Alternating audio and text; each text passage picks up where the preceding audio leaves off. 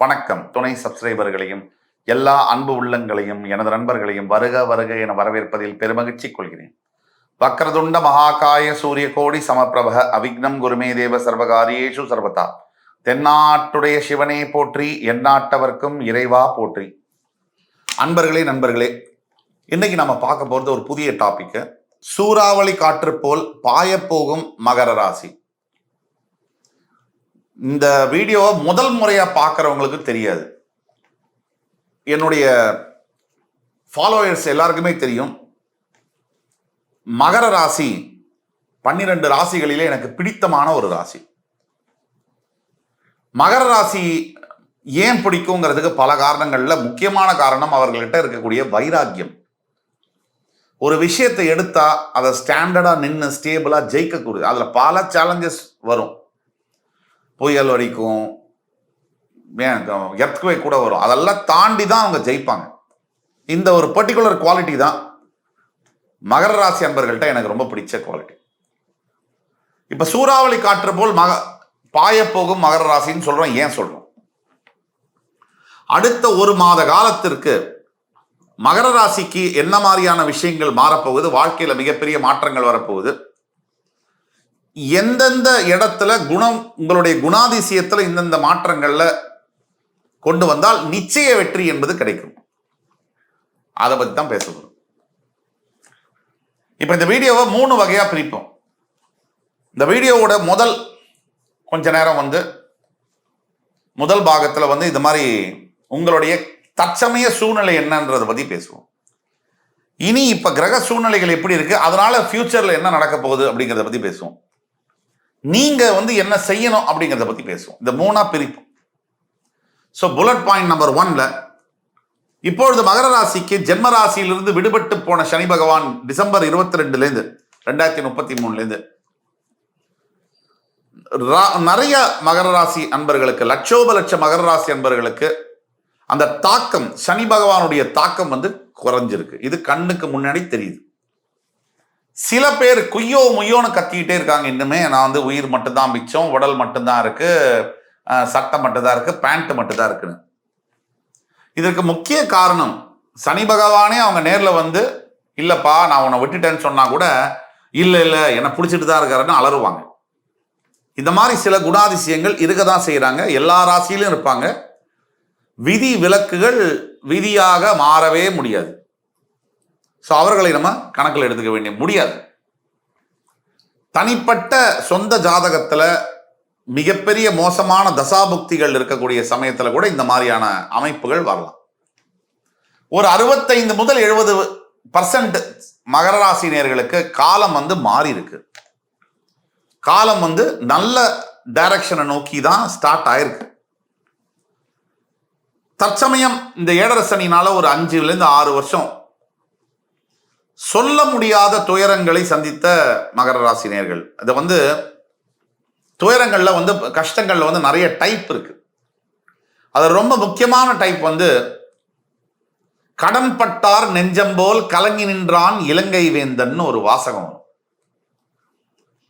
பணம் என்பது ஒரே ஒரு பிரச்சனை தான் மகர ராசி நண்பர்கள். இது மிகப்பெரிய பிரச்சனையா இருந்துட்டு வர்றது என்ன?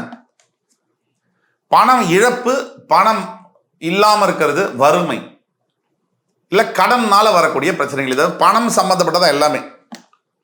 இந்த ஒரு பணம் இல்லைங்கிற போது அந்த செகண்டுக்கு, அந்த சமயத்துக்கு பணம் இல்லைங்கிறது மட்டும்தான் பிரச்சனையா இருக்கு. ஆனா ஒரு விஷயத்தை பாருங்க, ஒரு ஒரு இடத்துல ஒரு ஃபீஸ் கட்டணும். காலேஜுக்கு 10,000 ரூபாய் கட்டினா ஒரு அட்மிஷன் பெரிய காலேஜில் கிடைக்குது. அது பணம். அந்த 10,000 ரூபாய் உங்கள்கிட்ட அன்னைக்கு இல்லை, நீங்க கட்ட முடியல. அதனால அந்த பணம் சம்பந்தப்பட்ட அதுக்கப்புறம் ஒரு 2 வருஷம் கழிச்சு அந்த 10,000 ரூபாய் கிடைச்சா சரியாயிடுமா? இல்ல 1 லட்சம் கிடைச்சா சரியாகுமா? சோ பணம் சம்பந்தப்பட்ட பிரச்சனைகள் எப்படின்னா, அந்த நேரத்துல அந்த பணம் சம்பந்தப்பட்ட பிரச்சனை கொடுக்கக்கூடிய தாக்கம் என்பது கம்மியானது. அதுக்கு அப்புறமா அந்த பணத்தினால வரக்கூடிய பிரச்சனைகள், பணம் இல்லாததுனால வரக்கூடிய பிரச்சனைகளுடைய தாக்கம், கான்சிக்வன்ஸ் ரொம்ப அதிகமா இருக்கும். ஏன் வாழ்க்கை முழுக்க கூட இருக்கும். இதே தேசத்துல பல திறமை மிக்க மாணவர்கள் காலேஜில் ஃபீஸு கட்ட முடியாம 95-96% எடுத்த மாணவர்கள் படிப்பை விட்டுட்டு வேலைக்கு போனதை நம்ம பார்க்கணும். இப்போ அவர்களில் சில பேர் மருத்துவராக வந்திருந்தா எந்த மாதிரியான சாதனைகளை அவர் பண்ணியிருப்பாங்க. சில பேர் இன்ஜினியர்ஸாக வந்தா, சில பொலிட்டிக்கல் லீடர்ஸாக வந்தா, எங்கேயோ அத்தி பூத்தா போல ஒரு இளைஞர் இன்னைக்கு அரசியல்ல வந்து ஒரு கலக்கிட்டு இருக்காரு. அது எந்த ஒரு பேக்ரவுண்டும் இல்லாம அந்த இளைஞர் வந்து மிகப்பெரிய அளவில் தாக்கத்தை ஏற்படுத்தி கொண்டிருக்கிறார். இது 100 வருஷத்துக்கு ஒரு தடவை ஒரு அவதாரம் வரும். அந்த மாதிரி ஒரு அவதாரமா அவர் வந்திருக்காரு. என்னுடைய நண்பர் தான் அவர். இருந்தாலும் கூட இந்த மாதிரியான நிகழ்வுகள் எப்பயாவது தான் நிகழும். ஆனா உண்மையான திறமையான படிக்கக்கூடிய மாணவர்கள் பணம் இல்லாதனால வரக்கூடிய பாதிப்பு, கடன் பிரச்சனையினால மகர ராசி அன்பர்கள் நொந்து போயிருக்கக்கூடிய சூழ்நிலை தவிர, வார்த்தைகள்ல கணவன் மனைவிக்குள்ள, அப்பா அம்மாக்குள்ள, மாமனார் மாமியாருக்குள்ள இந்த வார்த்தையை விடுறது, வார்த்தையை வாங்குறது, இதுல வந்து ஒரு தடவை அதை விட்டுட்டோம்னு சொன்னா மறுபடியும் வாழ்க்கையில சாகிற வரைக்கும் அந்த வார்த்தை வந்து அவங்களுக்கும் மறக்க மாட்டேங்குது, நமக்கும் மறக்க மாட்டேங்குது. இப்ப பிரிந்து போன உறவுகள் வந்து ஒன்றாக சேர முடியல. அந்த வார்த்தை, பேசின வார்த்தை வந்து தடுக்குது. ஸோ அந்த நேரத்தில் அந்த வார்த்தையை தள்ளி போட்டிருந்தாலோ இல்லை பேசாம இருந்தாலோ உறவுகள் சேர்ந்திருக்கும். இந்த மாதிரியான பிரச்சனைக்குள்ள இருக்கக்கூடிய லட்சோப மகர ராசி அன்பர்கள் சரி, எந்த விஷயத்தை எடுத்து முன்னாடி வச்சாலும் கூட முட்டுக்கட்ட, தடுப்பு, தடங்கள், தடை, தாமதம், இதுல வந்து அவஸ்தைப்பட்டு கொண்டிருக்கக்கூடிய மகர ராசி அன்பர்கள் இப்படியாக ஒட்டு மொத்தத்துல அடின்னு அடிச்சு காலி பண்ணி ஓரமா ஒடுக்கி உட்கார வச்சிருந்தாரு சனி பகவான். முடிச்சுட்டு அவர் வேலையை முடிச்சுட்டு அடுத்த ராசிக்கு போயிட்டார். சரி, அடிச்ச ஒரு காயம் படுது, உடம்புலயே ஒரு கீறல் படுதுன்னா அதுக்கு தழும்பு இருக்கும்ல, அந்த தழும்பை பார்த்து காயம் அடிபட்ட போது இருந்த அளவுக்கு ரணம் இருக்காது. சில நேரங்கள்ல அடிபட்ட போது வலி கம்மியா இருக்கும், அதுக்கப்புறம் ரணம் அதிகமா இருக்கும். ஆக மொத்தத்துல 7.5 சனி முடியாத காரணத்தினால மகர ராசியில 75 முதல் 80% கொஞ்சம் ப்ராக்ரஸ் எல்லாம் ஆரம்பிக்கும், ரிலீஃப் ஆரம்பிக்கும். இருந்தாலும் கூட இன்னும் பல மகர ராசி அன்பர்களுக்கு விடிவு காலம் பிறக்கவில்லை. இது ஒரு பக்கம். தற்சமயம் மகர ராசிக்கு 2ஆம் இடம் என்று சொல்லக்கூடிய கும்பத்தில் சனியும் செவ்வாயும் சேர்ந்திருக்கிறார்கள். மகர ராசியின் உபஜயஸ்தானம் என்று சொல்லக்கூடிய மீனத்தில் வந்து சூரிய, ராகு, சுக்கிர, புதன் சேர்ந்திருக்கிறார்கள். மகர ராசியின் 4ஆம் இடத்தில் மேஷராசியில் இருக்கக்கூடிய குரு பகவான் 5ற்கு மாறி ரிஷபத்திற்கு மே 1ஆம் தேதி வரப்போகிறார்.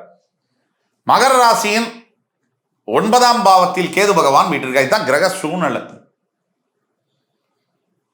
இதுல மகர ராசிக்கு உபஜயஸ்தானத்துல சுக்கிரன் வந்து புதனோட ஆட்சி பெற்ற, அதாவது பஞ்சம பூர்வ புண்ணிய ஸ்தானாதிபதியான சுக்கிர பகவான் முயற்சிகளை குறிக்கக்கூடிய எஃபர்ட்ஸை மார்க் பண்ணக்கூடிய இடத்துல போய் உச்சம் மாறார். இது புதனோட வேற சேர்றாரு. உச்சம் பெற்ற கிரகமோட ஒரு கிரகம் சேருதுன்னு சொன்னா அந்த ஒளி தன்மையை கடன் வாங்கி கொள்ளும். டெக்னிக்கலா ஒளியை இழந்த ஒரு கிரகம் கூட ஒளி தன்மையை பெறும். இதுதான். அப்ப சுக்கிர புதன் இணைவு, சூரிய ராகு இணைவு 3ஆம் பாவத்துல ஒரு எடுக்கிற முயற்சியில, இப்ப எடுக்கக்கூடிய, இனிமேல் எடுக்கக்கூடிய முயற்சியில் அடுத்த 1 மாத காலங்களுக்கு வெற்றி வந்து குவிஞ்சுக்கிட்டே இருக்கு. அதுதான் சொல்றோம், சூறாவளி காற்று போல் எல்லாரும் ஜெயிப்பாங்க, லைஃப்ல தோப்பாங்க. ஆனா ஒரு சிலர் ஜெயிக்கும் போது அந்த வெற்றியை பார்க்கறதுக்கே நல்லா இருக்கும். ஆக இந்த மாதிரியான சந்தர்ப்பங்களில் மகர ராசிக்கு அதீத வாய்ப்பு, எடுத்த முயற்சிகள் எல்லாம் வெற்றி பெறக்கூடிய வாய்ப்புகள்லாம் வருது. இப்போ இது நாள் வரைக்கும் தோல்வி தோல்வி தோல்வி என்று துவண்டு போயிருக்கக்கூடிய மகர ராசி நண்பர்களுக்கு ஒரு எக்ஸ்ட்ராடினரியான ஒரு சான்ஸ் வருது. இந்த சான்ஸையும் பயன்படுத்தி கொள்ளாம இருந்தால் நம்ம மேலதான் தப்பு. ஆக மகர ராசிக்கு இப்ப கிடைக்கக்கூடிய வாய்ப்பை எப்படி பயன்படுத்தி கொள்ள வேண்டும்? என்ன நடக்க போகுது? பதவிகள் தேடி வரப்போகிறது. எதிர்பாராத அதிர்ஷ்டங்கள் வந்து சடனா நம்மளோட வீட்டு கதவை தட்டும். அதே மாதிரி நண்பர்கள்னால மிகப்பெரிய அளவுல அனுகூலங்கள், அதாவது நண்பர்கள்னால ஹெல்ப், சப்போர்ட் இது கிடைக்க போகுது. அத மாதிரி மே 1ஆம் தேதி குரு பகவான் பயிற்சி அடையும் பொழுது மகர ராசியை பார்ப்பார் 9ஆம் பார்வையாக. அது மிகப்பெரிய யோகம். குருவுடைய பார்வை கிடைப்பது என்பது ஒரு பெரிய யோகம். சனியுடைய பிடியில மிகப்பெரிய மாற்றங்கள் நடக்க போகுது. இத்தனை இருக்கும் பொழுது இன்னமும் எதுக்காக நீங்க காத்து கொண்டிருக்கீங்க? நீங்க எதை பிளான் பண்றீங்களோ, புதிய முயற்சிகள், புதுசா நீங்க எதை ஸ்டார்ட் பண்ணணும், இல்லை நான் இந்த ப்ராப்ளத்தை சரி பண்ணணும்னு நினைக்கிறேனோ அதை உடனே ஆரம்பிங்க. சத்தியமாக வெற்றி உங்களுக்கு உண்டு. உங்களுக்கு சுய ஜாதகத்தில், பிறப்பு ஜாதகத்தில் இருக்கக்கூடிய கிரகங்கள், அந்த பலன்கள் தான் மேலோங்கி இருக்கும். அந்த சுய ஜாதகத்தை பார்க்கணும்னு சொன்னா கீழே கொடுக்கப்பட்ட வாட்ஸ்அப் நம்பர் தொடர்பு கொண்டு பேசுங்க. கண்டிப்பாக உங்களுக்கான பலன்களை துல்லியமாக கணித்து தர காத்து கொண்டிருக்கிறோம் என்று கூறி, அடுத்து வரும் காணொலியில் மறுபடியும் உங்கள் எல்லோரையும் சந்திக்கும் வரை உங்களிடமிருந்து விடைபெறுவது உங்கள் சுபாஷ் பாலகிருஷ்ணன். நன்றி, வணக்கம், வாழ்க வளமுடன்.